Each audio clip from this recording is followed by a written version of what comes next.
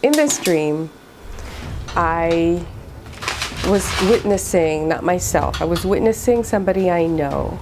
I'm observing her and her friends in a garden in a park in Peru, and they're having fun, they're dancing, and then suddenly this like bunch of street thieves roll in and attack them. Well, she gets caught running away on a fence. She gets caught on a fence, and they get assaulted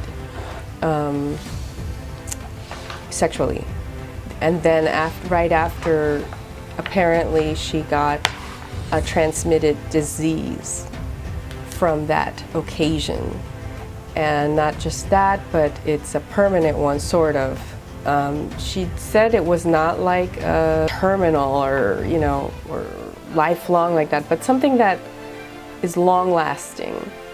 And I didn't know what to make of this dream, honestly. I was a little bit stumped with the meaning behind it. So I didn't try to interpret it until I was sure. So this was amazing what happened, actually. So the next morning, I wake up and I don't know what to do with this dream. So the dream decided to help me on this case. How? I had a dream the next night where my soul seeked out her presence, the girl. Because I was a little bit disturbed by it, I'm not gonna lie. But I also wanted to get to the bottom of it. So I guess in my mind, I really wanted to know what was happening. So I went and I seeked her out. And I found her in a mansion. I mean, she lives in a big house, but she doesn't live in a mansion. So that's when I realized that this might be more than just her. These might be my guides helping me figure out the dream meaning.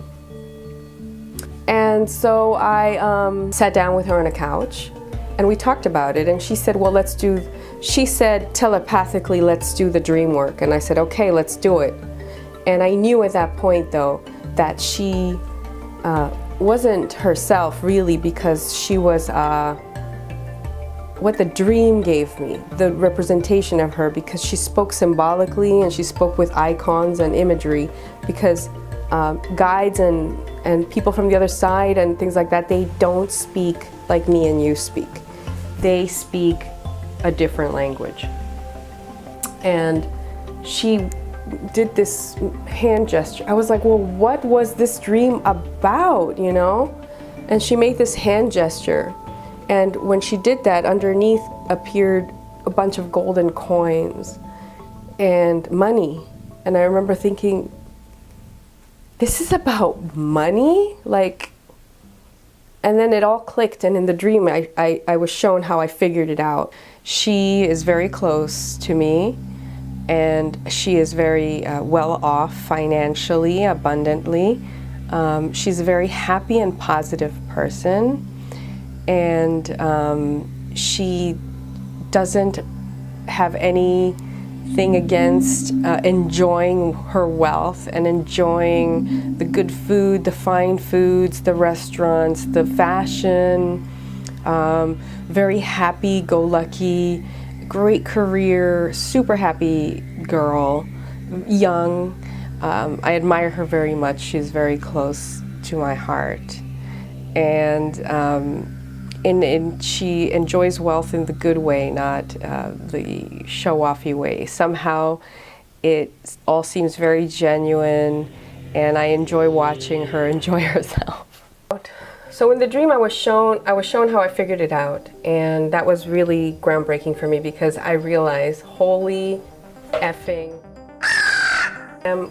it did take place at night in a garden in Peru. It was like a park, but it looked like the shadowy garden. It was once again, you know, this garden that represents manifestation that I've been incubating for like the last 3 or 4 dreams or something. So, and then it all made sense. These street guys, where they were poor, they were very angry and resentful poor, that violated the rich, you know, the girl that represents the wealth and the abundance and enjoyment of life, energetically transmitted disease, which is the block, the mental disease that is preventing me from taking the next leap forward.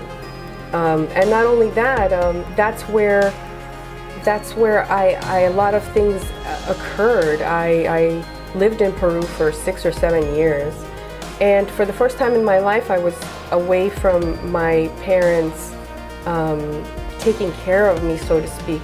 They were there, but my dad wasn't there. He was traveling, and my mother was taking care of my little sister, so I was basically on my own in a city that is filled with thieves, and going outside with anything nice or anything that you value was dangerous. Literally, you know, everybody gets mugged or has gotten mugged at some point. People's tires get stolen overnight. Your houses have to be with like gates and electricity and dogs, and it's hard to live there. I think I'm traumatized from living there, honestly, from living in the city.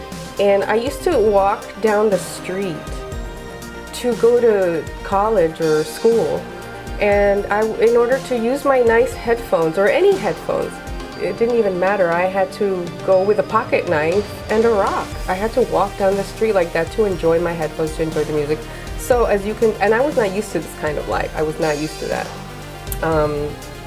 So everything was always, I got like very edgy about like being outside, and I've carried that into my new reality. And my husband laughs at me because we live in a very safe neighborhood. And he's always like, you're crazy, because I'm always walking around like I'm protecting everything I've got and my children.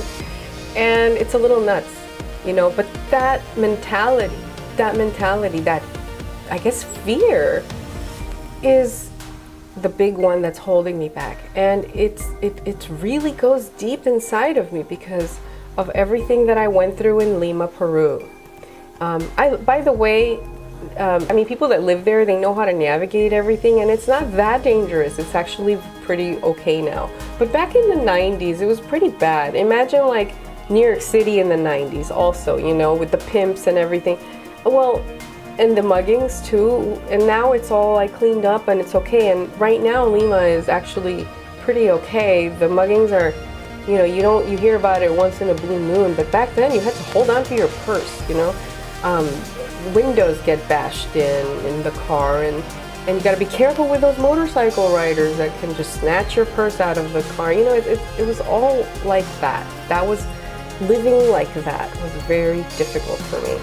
And poverty, watching it, because it's everywhere. Lima is very mixed. You see one rich block, one poor block, you know.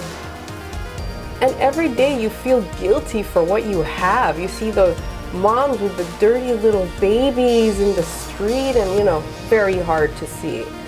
Those things went into my heart. They went in, and as an uncomfortable feeling, and you know, I felt like I never had that problem, even though my parents grew up poor. I never, you know, they were working by the time I was born, they were fine. And then my dad got a really good job, and we started traveling, and I never really had any troubles.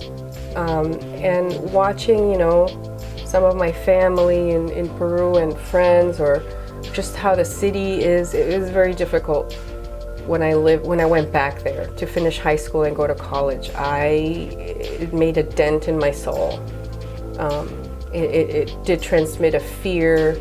And you know, it's just the way of living. You know, unless you're in a gated community in Peru, you've got to look over your shoulder all the time, and that gets ingrained into your subconscious. And so it was, all these realizations came at that moment when she said it was money, because then I saw it all. This is what I'm going to be working on, dreamer. This is what I'm going to be working on. How to let go of that fear, how to deprogram myself from what I went through there, how to, you know, I'm going to use everything I've got. NLP, self-hypnosis, visualizations, affirmations. I'm going to try to really untangle this big knot that occurred back then, because that's the past. And it no longer serves me to hold on to that, to walk looking over my shoulder. There's a part of me that knows how ridiculous that is to do that where I am. So yeah, that was I guess an example of a dream that took a while to figure out, but doing the dream work within the dream, now that was unique. But I needed that because I had no idea what to do with this. No idea. So now I know what to do with this. And this was one of those like root last biggies. The layers were peeling toward this big one for me. And it's always right in front of your face. You know, you just gotta keep digging, keep diving in, and trying to figure out how to break your patterns and how to move forward into your truest self. Thank you for watching. If you like this video, please comment, like, subscribe, all that good stuff. And I'll see you next time. Freedom is my